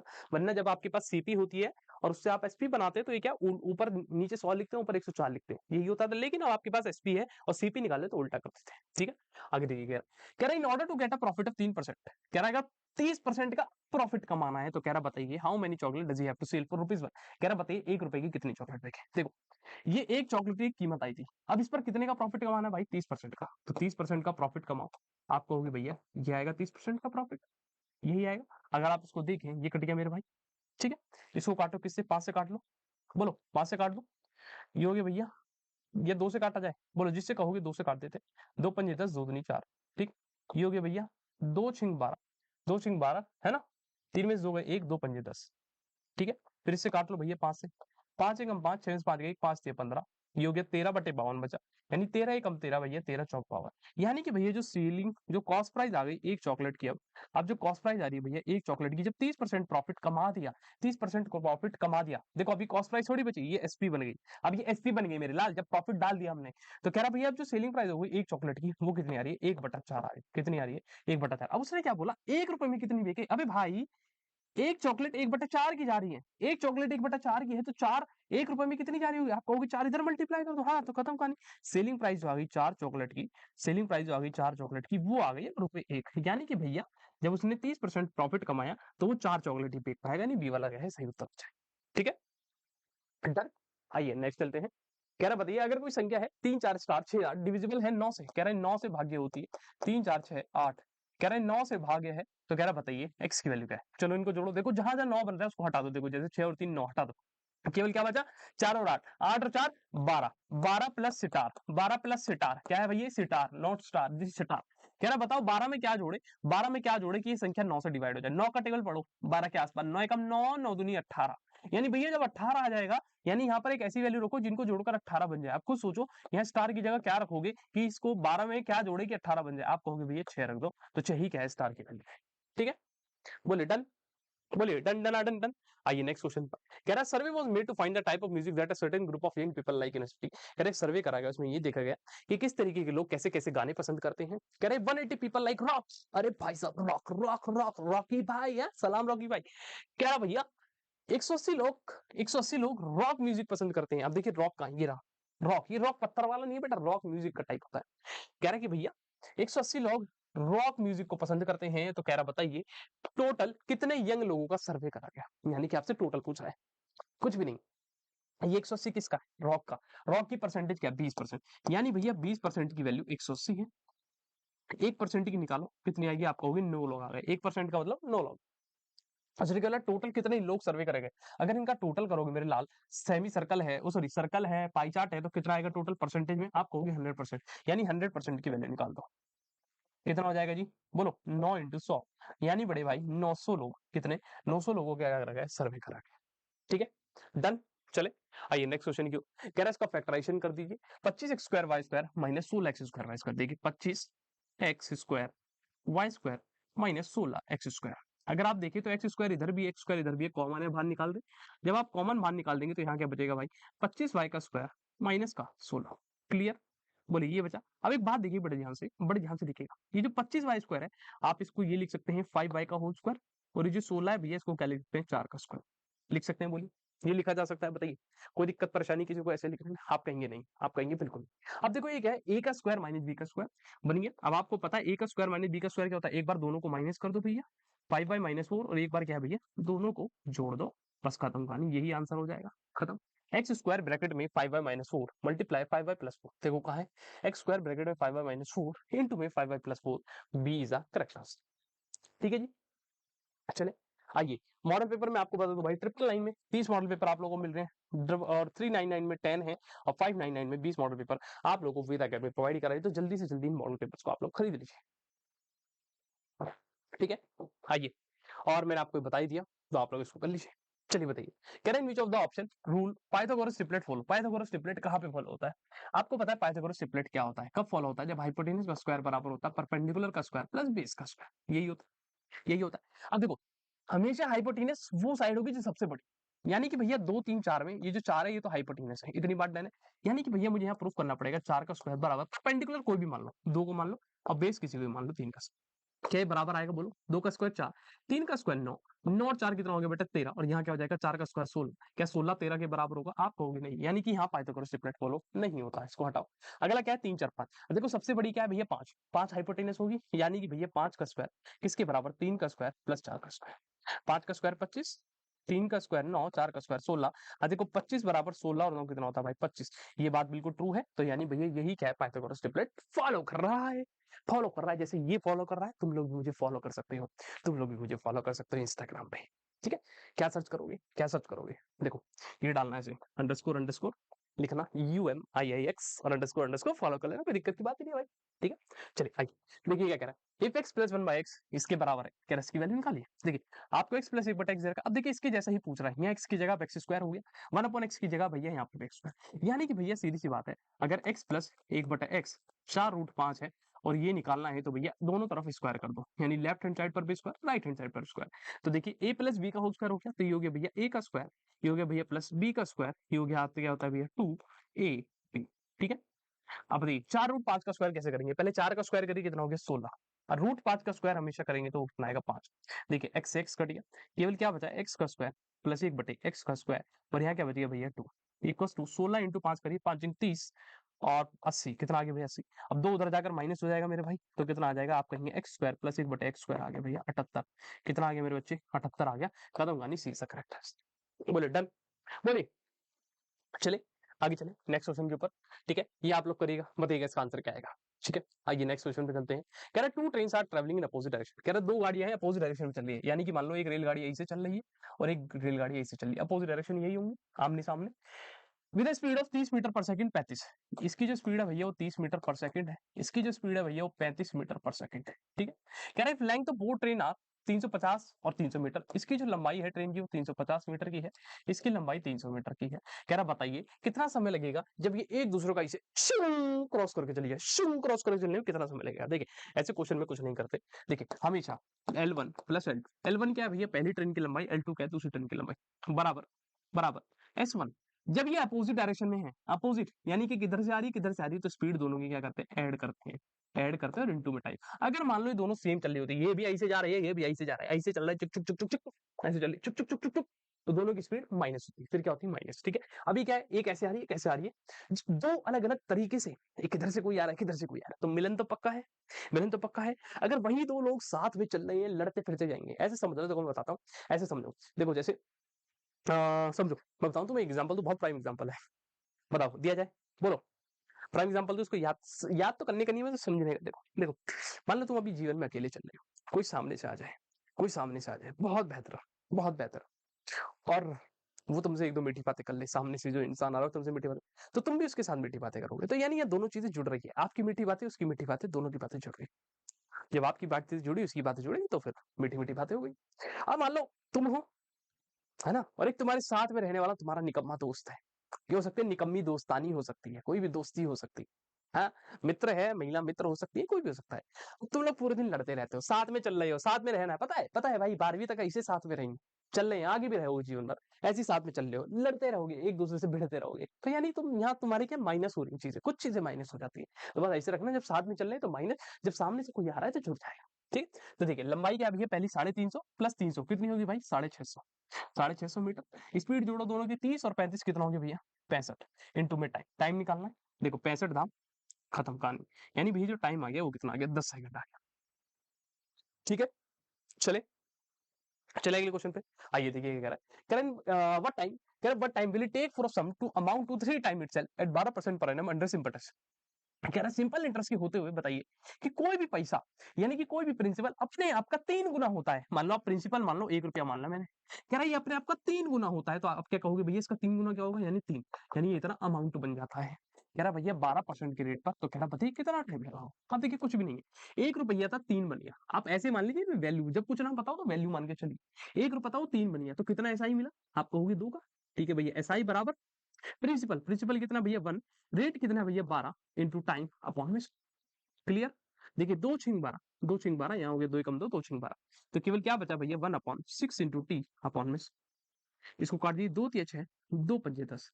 ठीक है, अगर आप देख यहाँ से टाइम निकालें तो कितना आ जाएगा बेटा, 50 बटे में 3 बराबर टी आएगा। जब आप इसको सॉल्व करेंगे तो कितना हो जाएगा बोलिए, 3 से काटिए, 16 तिया 48 और 2, यानी कि भैया टाइम की वैल्यू आ गई 16 2 बटे 3 7, 16 2 बटे 3 साल, यानी ये वाला कैसे है? बोलिए क्लियर? बोलिए चले आइए। ठीक है, कह रहा है, a man left half of his property to his wife। कह रहा है एक आदमी था, उसने कुछ प्रॉपर्टी आधी, कितनी बेटा, कुछ प्रॉपर्टी जो थी उसकी आधी अपनी वाइफ के लिए दे दी, आधी दे दी, तो बची कितनी होगी? आप कहोगे भैया आधी तो बचेगी, जब आधी दी है तो आधी तो बची। ये क्या है, रिमेन है। ठीक है, हाफ रिमेन है जो बची हुई है। ठीक है, अब देखिए क्या कह रहा है, a man left half of his property to his wife, wife को दिया हाफ ऑफ द रिमेनिंग। कह रहा है जो बची कुची है ना, जो बची है, अब बची कितनी होगी, मान लो कुछ यहाँ बची होगी, ये कह रहा है इसका बची कुची का जो है भैया कितना, half of the remaining to his daughter. कह रहा है इसका भी आधा किसको दे दिया, अपनी डॉटर को दे दिया, डॉटर को दे दिया। ठीक है, एंड रेस्ट, और जो बची वो किसको दे दी भाई, अपने सन को दे दी। ठीक है, तो कह रहा बताइए अगर डॉटर का शेयर 5000 है तो कह रहा बताइए कितना पैसा उस आदमी के पास था। समझिए इतनी बात। चलिए मैं आपको समझाता हूँ। देखिए आपको क्वेश्चन को कैसे करना है, समझिए। देखिए आपको कुछ भी नहीं पता कि उस आदमी के पास कितनी प्रॉपर्टी थी, कितना नहीं था। प्रॉपर्टी का मतलब है यहाँ पर पैसा। आप एक काम करिए, मान लेते हैं हम उसकी प्रॉपर्टी भैया 100 रुपया, कितनी, 100 रुपए, गरीब आदमी ने 100 रुपए के पास प्रॉपर्टी।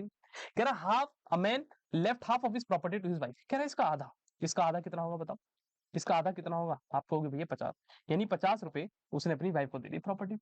अब बचे कितने होंगे? आप कहोगे भैया जो रिमेनिंग होंगे, जो रिमेनिंग होंगे भैया वो कितने बचे, 50। अब आगे देखिए क्या आगे कर, half of the remaining to his daughter. कह रहा बचे हुए का आधा, अभी जो बचा हुआ है इसका भी आधा बताओ, बताओ इसका आधा कितना होगा? आप कहोगे भैया 25, 25 रुपए उसने अपनी डॉटर को दे दिया, यानी पुत्री को दे दिया। किसको दे दिया भैया? पुत्री को दे दिया। कह रहा जो बचे कुचे थे वो अपने लड़के को। देखो 50 में से 25 लड़की को चले गए तो लड़के के पास कितने गए होंगे? आप कहोगे भैया लड़के के पास जो होगा उसके पास भी 25 गए। अब देखिए क्वेश्चन क्या कह रहा है, अगर डॉटर के पास शेयर 5000 है, कितना है 5000, तो कह रहा बताइए उस आदमी के पास टोटल कितना पैसा था। ठीक है, यानी कितना वो आदमी पैसा छोड़ कर गया, यानी 100 रुपए हमने माना था छोड़ कर गया। भैया डॉटर के पास हमारे हिसाब से कितना, 25, क्वेश्चन के हिसाब से कितना, 5000। तो यानी भैया सीधी सी बात है, 25 की वैल्यू 5000 के बराबर है। ठीक है, अगर आप 1 की वैल्यू निकाले तो 25 दूनी 50, यानी 1 की वैल्यू 200 आ गई। अब बताइए हमने शुरुआत में कितना माना था, कितना छोड़ कर गए? आप कहेंगे 100 रुपए छोड़ के गए, तो 1 की वैल्यू 200 है, तो 100 की कितनी हो जाएगी? आप कहेंगे भैया 20000, यानी कि भैया 20,000 रुपया की प्रॉपर्टी थी वो छोड़ कर गया था। बताइए कैसा लगा ये तरीका? हम्म, बिना कुछ माने सारी चीजें कहानी हमने कर दी, वरना तुम एक्स मानते, फिर एक्स का आधा निकालते, एक्स बटा दो, फिर भैया इधर भी एक्स बटा दो, फिर इसका भी आधा भैया एक्स बटा 4, फिर भैया इधर क्या बचा, एक्स बटा 4 बचा। ऐसे करते करते तुम्हारे प्राण बाहर आ जाते। हाउ देखो क्या कह रहे each interior angle of a regular polygon is double it's exterior angle. कह रहा हर एक इंटीरियर एंगल जो है डबल एक्सटीरियर के, हर एक इंटीरियर एंगल, देखो हर एक बोल रहा है, हर एक आपको पता है हर एक क्या होता है, n-2 इंटू 180 डिग्री बटे में n। कह रहा है ये है एक इंटीरियर एंगल, कह रहा है डबल है एक्सटीरियर के। एक्सटीरियर एंगल क्या होता है 360 बटे, देखिए एन से एन कट गया भाई, 180 दूनी ये हो गया, n-2 इक्वल्स टू 2 दूनी 4, यानी अगर आप n निकाले 6। मुझे इतनी बात पता चलेगी भैया जो साइड थी वो 6 थी, उसकी साइड क्या थी, 6 थी। आगे देखिए then what is the value of interior angle. कह रहा है इंटीरियर एंगल की वैल्यू बता दो। अबे भाई अब यहाँ पर वैल्यू रखने के लिए कह रहा है, यानी कि n-2 इंटू 180 डिग्री बटे में n, यही तो इंटीरियर एंगल की वैल्यू होगी हर एक की। आप n की वैल्यू दी 6 में से 2 गए 4 इंटू 180 डिग्री बटे में 6। क्लियर? तो भैया 6 थी 18 हो गया, केवल क्या बचा 4 गुणा 30 कितना हो गया 120 degree. C is the correct answer. बोलिए डन डन। आइए नेक्स्ट पर आइए। कह रहा what is the probability of drawing a red card. कह रहा लाल पत्ते निकालने हैं 52 कार्ड में से। अबे भाई टोटल कार्ड 52, लाल कितने होते हैं 26, कितना हो गया जी 1/2।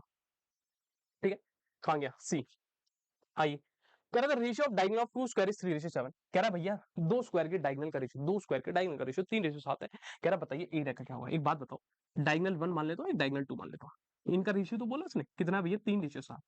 ठीक है, डायगोनल क्या होता है आपको पता है, √2 मल्टीप्लाई साइड 1।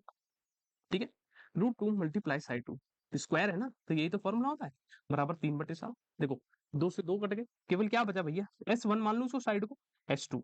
कह रहा भैया साइड का जो रेशियो आ गया वो 3:7 आ गया। अब उसने क्या बोला, what will be the ratio of their area. कह रहा है एरिया का रेशियो बताओ। चलिए पहले वाले स्क्वायर का एरिया A1 माना, दूसरे का क्या माना A2।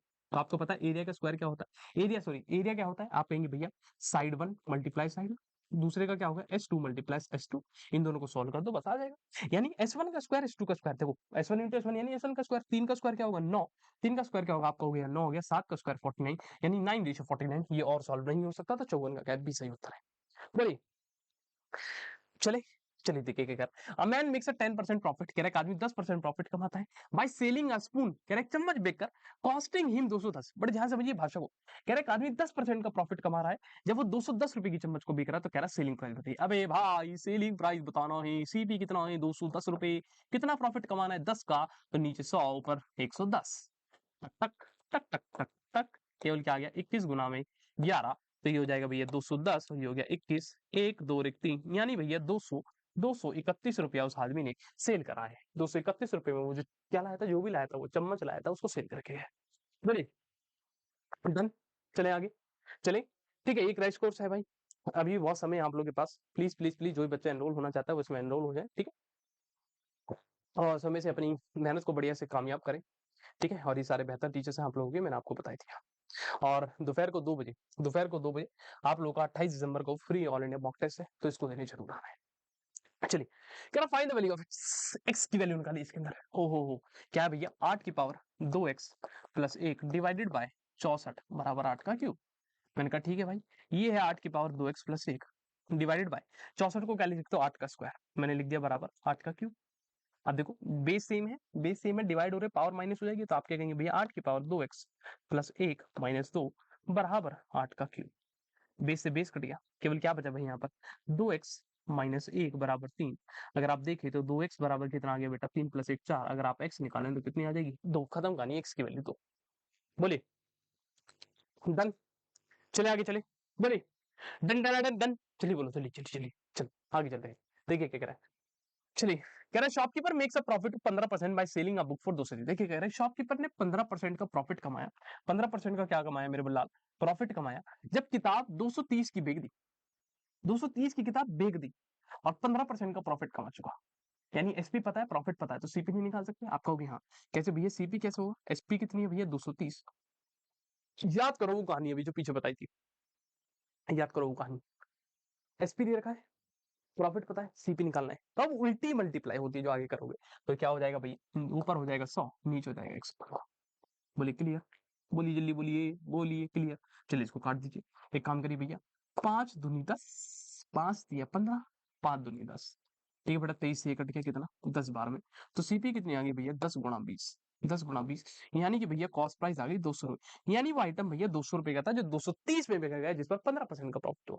अब देखिए कह रहा है व्हाट इज द डिफरेंस, कह रहा है डिफरेंस बताओ बिटवीन सीपी, यानी सीपी और एक्चुअल प्रॉफिट के बीच का डिफरेंस, प्रॉफिट के और सीपी के बीच का डिफरेंस, प्रॉफिट कितना हुआ ये बताओ, प्रॉफिट कितना हुआ था 10% कमाया, किसका किसका कमाया 10%, किसका 10% किसका 200 का, है ना, तो 10% ऑफ 200 ही आप कह सकते हैं, 200 का 10% उल्टा लिख दिया मैंने यहाँ पर, तो हो गया भैया 10/100 इनटू में 200, ये प्रॉफिट आया भैया, कट गया, केवल कितना आ गया 20 रुपए, यानी भैया प्रॉफिट आया है जो बड़े भाई वो कितना आया 20 रुपए का आया है, और जो सीपी आई है भैया 200 की आई है, इन दोनों का डिफरेंस बताना, बताइए 200 माइनस कितना हो गया 20, बताइए कितना होगा 200 माइनस 20,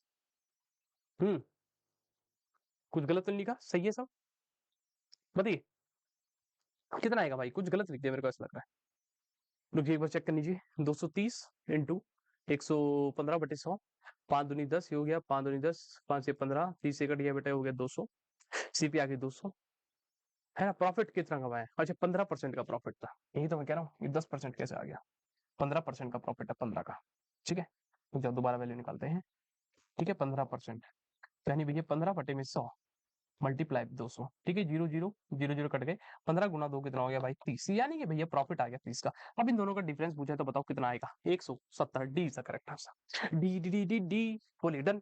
चले आगे चले, देखिए क्या कह रहा है, रोम्बस है same perimeter circumference of circle, कह रहे हैं कि रोम्बस का जो पेरीमीटर है, रोम्बस का जो पेरीमीटर है क्या भैया, पेरी किसका, रोम्बस का वो किसके बराबर है, सर्कमफेरेंस के, किसके बराबर है, सर्कमफेरेंस के, यानी एक समचतुर्भुज की जो परिमाप वृत्त की परिधि के बराबर है, क्लियर है इतनी बात। अब एक बात थी, पेरीमीटर क्या होता है रोम्बस का, आप कहेंगे भैया 4 मल्टीप्लाई साइड, यही होता है, सर्कमफेरेंस क्या होता है 2πr, यही होता है सर्कल का, कह रहा है साइड ऑफ रोम्बस इज 2.2, कह रहा है साइड जो है रोम्बस की ये 2.2 मीटर है, तो कह रहा है रेडियस निकालिए, कुछ भी नहीं बचा इसमें, 2 इंटू पाई की वैल्यू रखिए 22/7 मल्टीप्लाई आर, क्लियर। देखिए जब डेसिमल हटाएंगे तो नीचे हो गया बेटा 10, ये 22 से भैया 22 कट जाएगा, तो यहाँ क्या बचा केवल 4 इंटू 1/10 मीटर बराबर 2 इंटू r बटे में 7, यही बचा। देखिए 2 दूनी 4, ये हो गया भैया 2 पंजे 10, कितना बचा भैया, कितना बचा भैया 1/5 मीटर बराबर है r बटे 7 के। क्लियर। जब आप r निकालेंगे तो इधर मल्टीप्लाई हो जाएगा, नीचे वाला ऊपर चले जाएगा, तो आप क्या कहेंगे भैया 7/5 मीटर किसके बराबर आ गया, r के। इसको करिए 5 एकम 5, ठीक है, 7 में से 5 गए कितना बचा 2, 5 और 20 यानी 1.4 मीटर क्या है रेडियस। क्लियर है, बोलिए बोलिए डन, बोलिए डन, कितना हो गया भैया 1.4, C is the correct answer. बोलिए, चले आगे चले, आइए आइए। कह रहा A and B rational number है, तो कह रहा बताइए इनमें से कौन सी स्टेटमेंट क्लोजर प्रॉपर्टी के लिए सत्य है, बताइए। क्या ए प्लस बी होल नंबर होगा, देखो उसने शुरुआत में बोला ए और बी क्या है भाई, रेशनल नंबर है, क्या है रेशनल नंबर यानी कि परिमेय संख्या है। तो जब आप इन दोनों को जोड़ोगे तो आंसर ही परिमेय आएगा, ये वाली बात गलत है। ए माइनस बी इंटीजर आएगा, ये वाली बात भी गलत है क्योंकि रेशनल नंबर का जिक्र है। कह रहा है ए मल्टीप्लाई भी रेशनल आएगा, यही बात क्या है बिल्कुल सत्य है, खत्म कहानी, खत्म कहानी। ठीक है, आइए।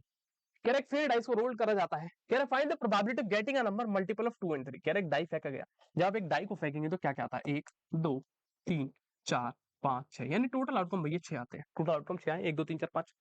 कह रहा बताइए क्या प्रोबेबिलिटी होगी कि भैया जो नंबर है, जो संख्या है, जब डाई आप ऐसे हिलाकर जो फेंकेंगे तो कह रहा बताइए क्या है कि भैया वो 2 और 3 दोनों का मल्टीपल हो। अब वो संख्या देखिए इसमें जो 2 और 3 की मल्टीपल है, दोनों की मिलाकर होनी चाहिए, ऐसा नहीं कि आप केवल 2 की अलग कर ले 3 की, दोनों की मिलाकर वो कौन सी संख्या है, आप कहेंगे भैया 6।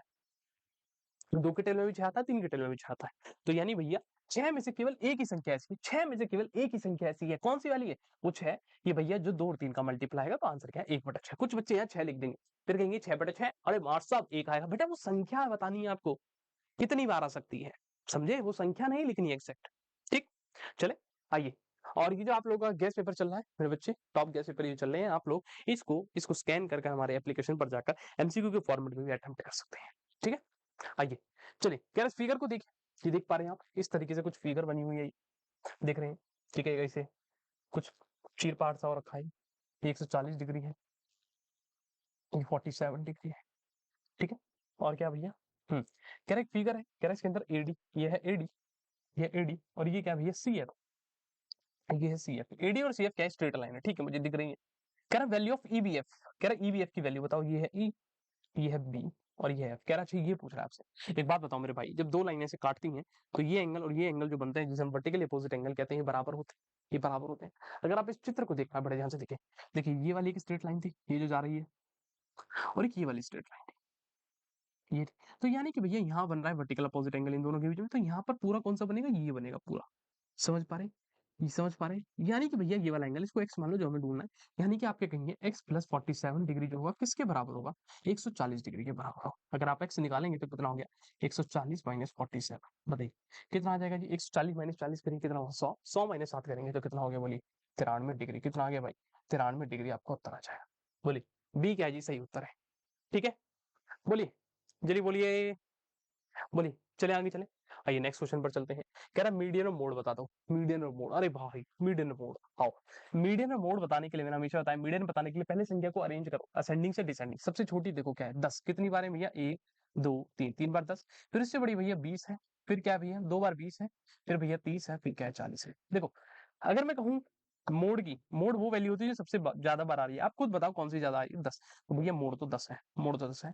अगर मैं आपसे कहूँ मीडियन, मीडियन मीडियन का कोई फॉर्मूला मैंने नहीं बताया, मैंने क्या कहा एक आगे से हटाओ एक पीछे से हटाओ, एक आगे से हटाओ एक पीछे से हटाओ, एक आगे से हटाओ एक पीछे से हटाओ, बची हुई संख्या जो बीच में बची वो क्या हो जाएगी आपकी मीडियन। ठीक है, तो भैया मीडियन 20 और मोड 10, पहले मीडियन पूछा है तो पहले आगे की वैल्यू मीडियन होगी, जैसे देखो मीडियन हमारा 20 आया तो यही सही उत्तर है, और मोड क्या है 10 है। ठीक है, डन, चले आइए। कह रहा एरिया जो है रेक्टेंगल का बताइए, एरिया ऑफ रेक्टेंगल बताइए जिसकी लंबाई ये है चौड़ाई ये है, उसका एरिया क्या होगा। आपको पता है भैया एरिया जो होता है लंबाई गुना चौड़ाई होता है, लंबाई है भैया 2x प्लस वाई, और चौड़ाई कितनी है मेरे भाई 4x माइनस वाई। ठीक है, अब इसकी मल्टीप्लाई कैसे होती है, ठीक है, ये जो 2x है इसकी पहले पूरे इसके साथ करेंगे, यानी कि भैया 2x की मल्टीप्लाई होगी किसके साथ, पूरी 4x माइनस वाई के साथ। अब यहाँ पर क्या है प्लस का वाई, अब 2x की होगी तो बचा क्या वाई, प्लस वाई की पूरी इसके साथ होगी फिर मल्टीप्लाई। ठीक है, चलिए मल्टीप्लाई करें 2x इंटू 4x, पहले 2 गुना 4 करिए 8, और x गुना x स्क्वायर हो गया, फिर क्या भैया माइनस का साइन तो माइनस लगाइए, 2 इंटू एक्स इंटू वाई करेंगे तो क्या आएगा भैया 2xy आएगा, 2xy।